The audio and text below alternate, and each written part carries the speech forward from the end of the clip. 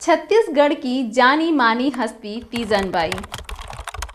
By Pandavani गायिका हैं। पंडवानी महाभारत का छत्तीसगढ़ी लोक रूप है।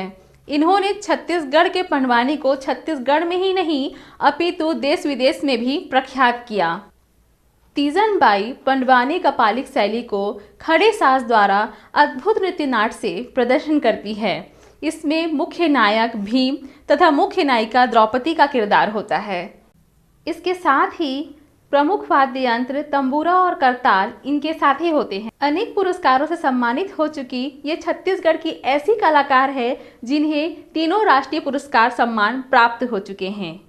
इन्हें 1987 में पद्मश्री, 2003 में पद्म भूषण तथा 2019 में पद्म विभूषण की प्राप्ति हो चुकी है। जल्द ही इनकी कहानी बॉलीवुड के पर्दे पर दिखाई देने वाली है।